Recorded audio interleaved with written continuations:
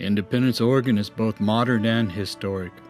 Known as the hop capital of the world, then surely the old Cooper place is the capital. People would come to visit by horse, by steamboat,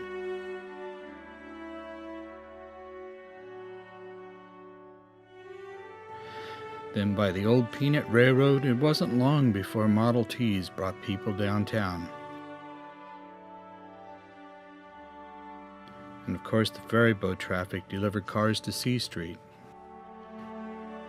People would gather outside the building and the streets were full of visitors, especially during the hop harvest. Over the years, Cooper's went from a drugstore to a restaurant, and like an old queen, the building still stands in its grandeur, but neglected. This video is about the open house on January 14, 2014, when a new vision is shared for restoring this old queen. You are in the right place. This is come on down all the way. You know, don't be standing behind me. Oh yeah, there's all sorts of. I remember this. I just want to get warmer. I got his contact. I mean, I found out about this about 8 o'clock last night. So I heard this was happening, and I dropped everything today to come to this. I was like, you know, I gotta see this place. We drive by all the way. So, what are you affiliated with some kind of environmental? No, I am. Well, I'm on my own. I am my own personal contractor. Well, he's doing this for WIMPEG right now, but he has his own business called Best in Oregon. Good morning, ladies and gentlemen. I'm John McCardle, and I'm lucky enough to be the mayor of Independence, and this is a great event. What a wonderful turnout to have so many people here today. This is just really exciting. You know, back here to be in the Cooper building again. You know, for the past it's been. Except for a couple years, it's been vacant for almost 20 years. And I know there's several of you who've just walked in and said, I've never been in here before, I've looked at the outside. But it is really, it's wonderful to be here and filling vacant buildings, especially like this one that's in such a key part of our downtown. It can be a great engine for a high-performing downtown, which ours is growing and growing and going just great. Through the economic development efforts of our city and our code enforcement, we worked hard over the years to make sure that this building has been taken care of well enough so that it can move forward, and that other buildings in our downtown can continue to go forward. And we're so glad, I am thrilled today that we have some folks here with some vision and the ability to take this building and turn it into a productive and vibrant place in our community. Can you tell I'm kind of excited about it? You know, I'm so subtle. Downtown Independence is on an upward trend, as you can all see, and you're going to see more in coming months. It's wonderful that we have people who will take a combination of using this historic property and working with our historic district and emphasizing that, but also with a degree of practicality to make sure that this is a functioning and capable facility that'll be a real asset to both for the owners and for all of us in our community. You know, there's been a lot of mystery about this building. Stories from the past. Ghost stories. I wonder who has something to do with Miss Marilyn. You know, about what's going on. So we asked when we heard about this to have this event here so we could let people see what's going on, so we could hear directly from the people involved what's going to be happening. And I'm just so thrilled that all of you are here to help as we keep moving forward with the energy and the excitement that is downtown Independence. And to tell us a little bit more about what's going to happen next, I'm going to turn the program over to Bodie Brimrose, and you're going to handle it from here. Let's give him a big round of applause.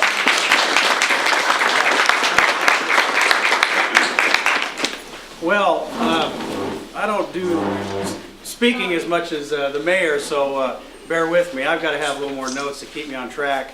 But I've got a lot of information to cram in here. I'll try to keep it between 5 and 10 minutes so you can still walk around. We want to give you a chance to walk upstairs. That's actually been vacant even longer than the downstairs. Thank you so much for coming down here today. I'm excited because it's my hometown, And my name is Bodie Bemrose, and my little company is BC Bemrose and Company. We're a commercial real estate brokerage firm, but most of our time now is actually investing in historic buildings. Some of you may know about our projects in Monmouth, where we bought the old Kreider's buildings, and then we've got some old buildings downtown Oregon City as well. But history is our passion, and that's why I'm so excited about this building. Real quick, I need to introduce a key player on this transaction, and that is Marion Fitz. Marion was the only broker that this seller trusted, and I think Marion's the only one that could work with this individual. And so anyway, Marion had the patience to stick it out, and because she was committed to the community, to see this building one day get in the right hands. And so everyone, please, let's give Marion a applause for getting this building sold. Thank you, Marion, for not giving up. Yeah, 8 years. So anyway, and you wouldn't have gotten that from an outside broker from some other town. It takes a local broker that is part of the community and believes in the community to stick with it. So by the end of the day, we probably made 50 cents an hour. With how much time and energy when it got across the finish line. So anyway, also kudos to our city officials. To no fault of theirs, we've had some absentee landlords down here, but they have had the right vision. They have done a tremendous amount downtown improvements here for our community to enjoy. The park, just to mention one of the little projects they've done. And so Mayor John McCardle, Sean Irvine, our Economic Development Director, David Klein, our City Manager, Mike Danko, our Community Development Director, and our Building Codes official, Jeff Kennedy. So these guys work behind the scenes. You don't see them so much, but they are passionate and working very hard to keep the momentum going. And at times it's been like, what do we do? So we've sat at the table many times scratching our head like, okay, who can we bring to town and whatever. It's not a one-man show, definitely, to try to get things going. It's definitely a team effort, and we need outside investment for that and community support. So the deal here, to be honest with you, I was getting very discouraged, and I personally wrote 3 different offers, some for myself and some for others. The job was, let's just get this building sold. And unfortunately, absentee landlords have the freedom to let their buildings sit vacant and rot, and that's exactly what was going on here. So we were getting very scared about what was going to happen with this building, because there's major issues in the ground floor. You don't see it, but you got a leaky roof and you got a ground floor basement that's literally rotting because there's no ventilation system, and the moisture just kept continuing to come into the basement and just rotting everything. Then Marion calls me right before Thanksgiving. He says, Bodie, things have changed. And there was a glimmer of light, and we had just a short period of opportunity, I think, to make it happen. And by golly, we got this thing closed in less than 30 days. A lot of people think that I'm the owner. I'm not, actually. I wish I was. But I brought a friend, an old business colleague from Portland. He's not here today. He's a very shy gentleman. But he is an amazing individual, and I want to share some history with him so you understand who he is. Basically, his name is Florin Drutu, and the ghost historians will love this. He is from Transylvania, Romania. No joke. Okay, so Florin grew up in Romania when it was under communist control. And in 1987, he and some of his family members attempted to escape. They wanted to be free. And the first time they got caught and they were put in prison. And through a strange course of events and a miracle, the judge let him go back to his family. He was still very determined to be free. But this time he knew he had to do it alone. So he made a second attempt to escape, and he was successful. And it's an amazing story I can't go into, but the things he had to go through, like, sleeping in hay piles or in barns with the animals, burying himself in mud right beneath the guards at the towers. So he is definitely a survivor. And he came here literally with just the shirt on his back. And he came here to pursue the American dream, just like our ancestors did when they immigrated into this country. And he worked his way to Portland with just literally, and started a little company with a paintbrush in his hand. And that's when I met him in 2001. After I graduated from Oregon State University, I worked for a big firm downtown Portland, and I used to manage a lot of the downtown high-rises down there. I worked for a company called Norris and Stevens. And I needed a painter, a good painter, that was, you know, reasonably priced. And he was recommended to me by a fellow worker, and I tried him out, and he was excellent. And I've kept in touch with him. We've used him ever since. He's done numerous projects for us. He's the guy that painted all of our buildings in Monmouth, interior and exterior. And his little company has just continued to grow. And he started a family here. And he's done a couple real estate projects. They were basket cases, just very much like how I got started in the business. And just the timing was perfect. He was ready for a big project. He just finished a 10-story building back in his homeland in Romania. And he loved what we did in Monmouth. He saw it when all those buildings were vacant. And so I said, Florin, we've got the building. I got to show it to you. And it came together very fast. And I told him, I said, Florin, listen, I've done some pretty hairy projects before. I mean, this is a big project. And I made him crawl down here with me, and he says, Bodie, I am not afraid. Yeah. So after I learned his history, I realized, okay, I guess he's not afraid, is he? I mean, he's had a lot more things to be afraid about. So we are very thankful to have this gentleman come and invest in our community. I'm honored to be his broker. I'm going to be the project manager, the leasing agent, and the property manager thereafter. I'm not going anywhere. I plan on being an old guy picking bubble gum off the sidewalk. So, I mean, this is not a flip. This is a long-term investment for him, and he's going to do it right. And he will start it and finish it. This is not a 10-year plan. We hope this building is going to be looking a lot different this summer. We want to be definitely done, and I mean, my goal would be to be 100% full within 1 year. But this summer, this is the primo time to get a lot of work done. So you're going to see a lot of dust flying. Okay, so to let you know what's going to happen to this building, we kind of have to go back in history. Before I go back 120 years to 1895, I want to go to recent history to 1959. That's when this became the Hi-Ho Restaurant and Lounge. And from that time to 1995 is where we get all the dark history, the murders, the suicides, the prostitution, all that. That occurred this later generation. But for the bulk of this building's life, though, it was very vibrant. And because of the gentleman that built this building, James Shelby Cooper. This place was a wild place in the 70s. There was gambling here until the county finally shut it down, and then it went vacant. And then around 1980, a local doctor by the name of Paul Young did a major remodel with a gentleman by the name of Redding. I can't remember his first name, Ron Redding.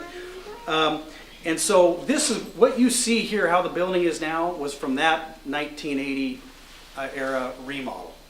And it hasn't changed. The building then changed hands in 1995 and became the Independence House. When Dr. Young renovated it, we remember it as Cooper's Landing Restaurant and Bar.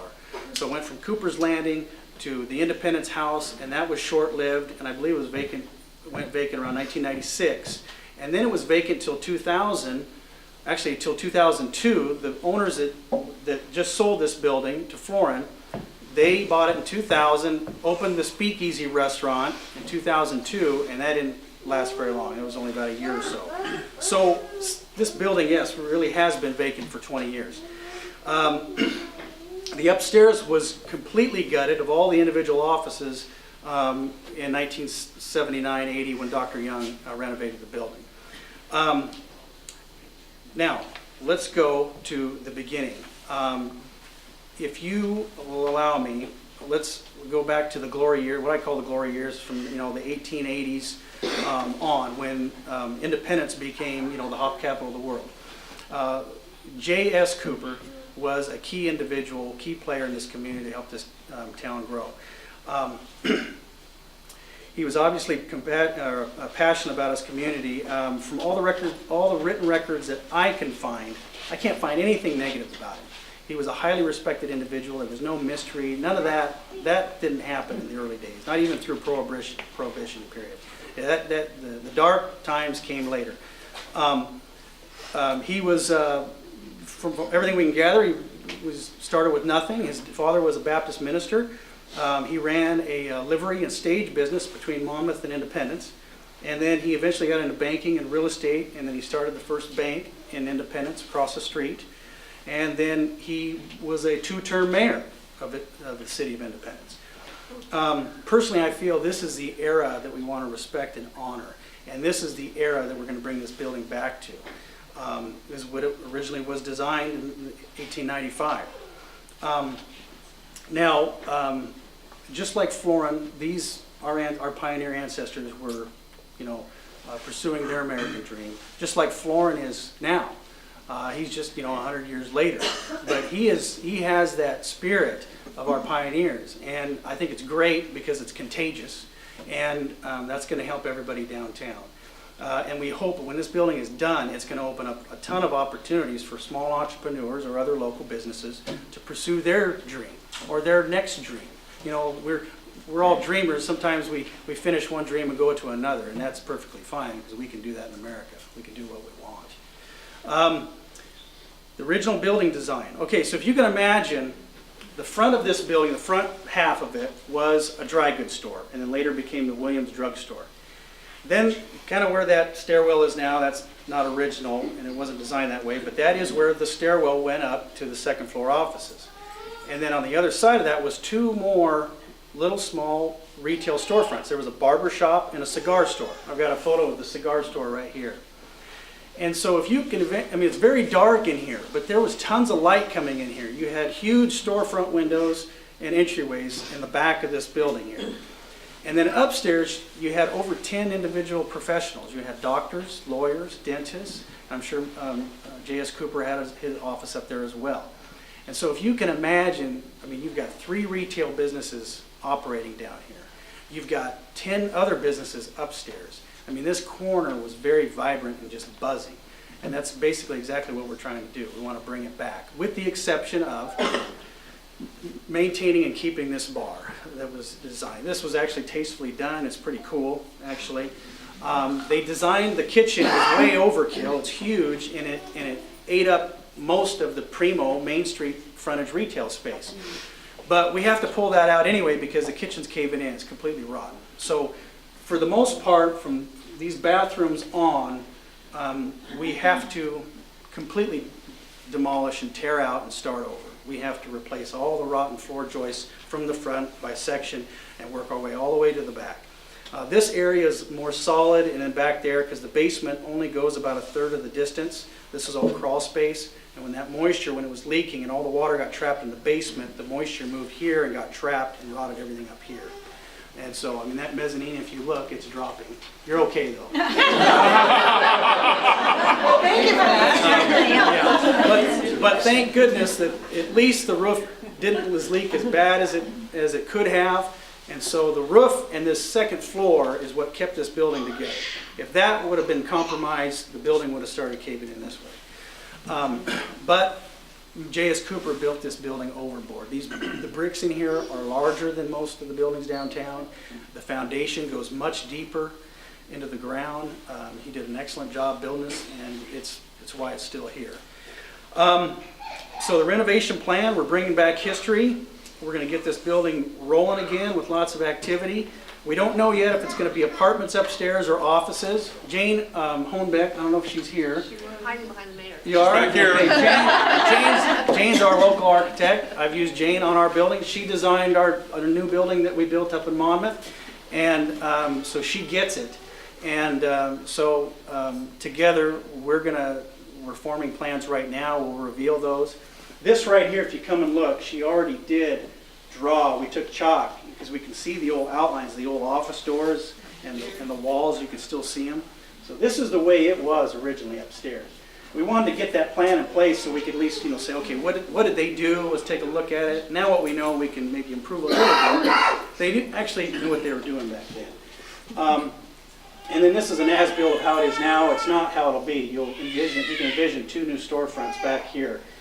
And then a new storefront here. So, I mean, potentially we could actually have 4 spaces, but most likely, because this bar is so long, there may be a new storefront there, but it'll be like an annex. You'll have cross-flow here.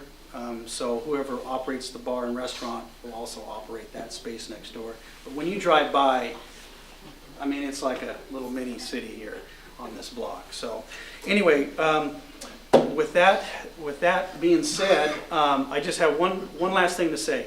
If you know of anybody that wants to invest in commercial real estate or wants to help preserve our history downtown here, please give me a call, because this is a team effort. One person can't do it, and we still have a lot of work to do down here. And so thank you everybody for coming. We are going to open up the door out here on the outside. We might only allow a few, 20 people at a time to come and check out upstairs, before, and then you can be on your way. So thank you very much. Let's give them a big round of applause.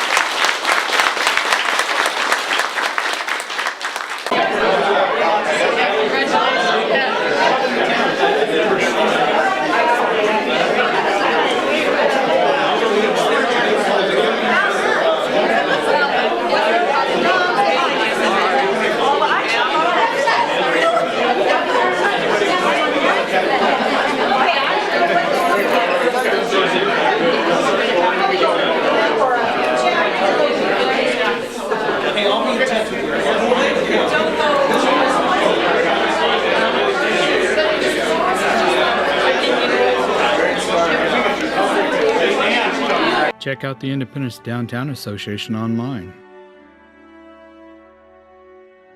View this video on WIMPEG's YouTube channel.